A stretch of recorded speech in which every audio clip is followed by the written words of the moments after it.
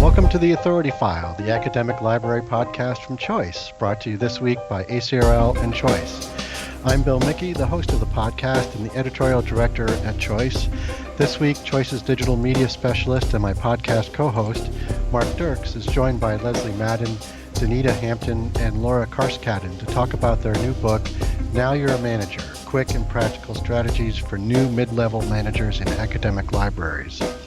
This is the final episode of a four-part series, and in this episode, Leslie, Denita, and Laura discuss navigating change in libraries. And one question that springs to mind, sort of related to this, is do you consider? I imagine you must always be considering the power dynamics at play between management and the people working for you, and how. Do you have specific tools for navigating that? I think, mainly it's just trying to be respectful of the person who reports to you. I'm not sure how else to to think about that or to articulate it either. Sure. But yeah, treating everyone with respect and trying to treat them the way that I like to be treated, I think helps with that. Absolutely. And I've also learned to listen to my employees. Just listen, especially my direct reports who are unit heads, and especially if they have a difficult personnel issue, I listen first and then try to help them think it out, because you want a positive outcome. Mm-hmm. No one likes confrontations. You don't want to. No one likes to be reprimanded, but I try to listen, because a lot of times that's what employees need. They just need you to listen without interrupting. Just listen to what they have to say, and then afterwards, provide your feedback. That seems to me like excellent advice, and something that, regardless of whether you're in a position of management or not, simply listening to people might just be good life advice. So, being a manager in a library today, change these days is normal, and it's something that's happening all the time. Traditional library practices and expectations are giving way to new ways of thinking and doing. Do you have any advice on how managers can effectively deliver new directives from administration that employees may not or may be opposed to, or how, sort of more generally, how are you in your departments navigating change that is happening all the time? I tell my staff, first of all, it's always a positive. I try to explain it will increase their skill set, because it's usually something new that we are learning to do, to implement for the students, and that our mission is to help the students. So, and actually, most of my staff embrace the change. I mean, because for me, change is different, and I like change, and so I try to bring my positive attitude most of the time to the staff and just say, this is the outcome of this. This is what the result of this implementation. So we just went through a software, circulation software, and I had to really bite my tongue because it was so frustrating, the software itself, for me to learn. But I didn't want to let the staff see how frustrated I was about this particular software, because it had its advantages and pros and cons, but there, you just to me, you just have to have a positive attitude, and if the staff sees that, Mm-hmm. they adopt it.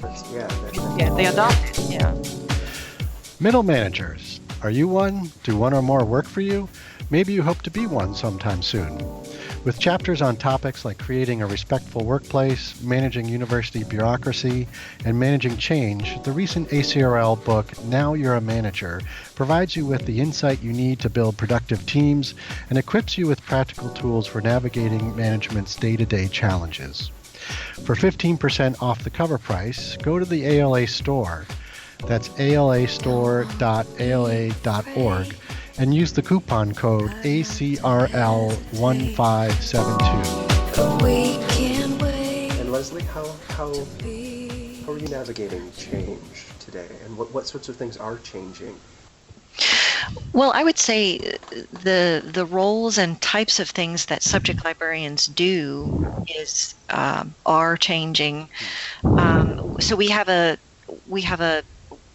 we saw a need for a research data services team within our larger department. And so there is a team of librarians who are working with data and data services.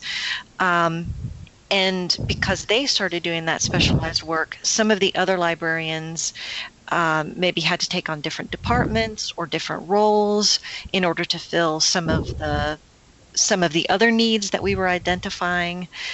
And so I think what we've tried to do is, communicate, as Denita said, in a positive way why we're doing these things, and to really show appreciation for the staff when they pick up these extra responsibilities or they learn these new skills. I think acknowledging that, that we're going through these changes and that we appreciate flexibility really goes a long way. People appreciate it when you acknowledge that they're taking on new duties or they're having to do something that is different than what they've done before. That's true. Mm-hmm.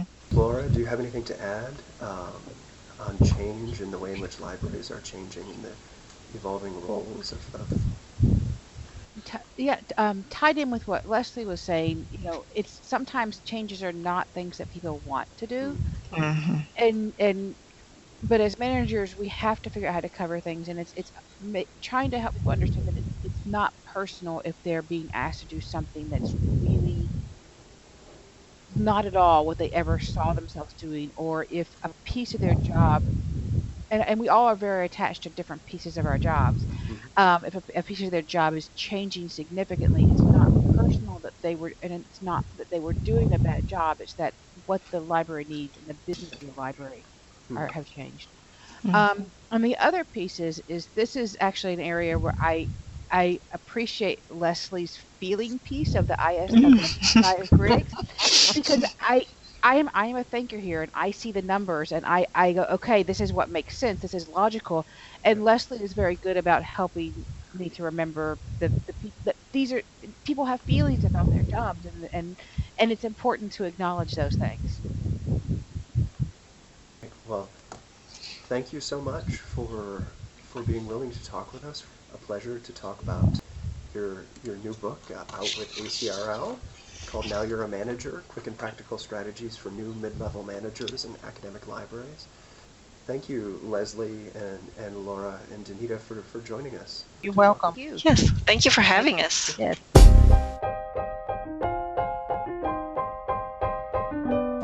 You just heard from Leslie Madden, Denita Hampton, and Laura Carscaddon. This concludes the final episode of our 4-part series brought to you by ACRL and Choice.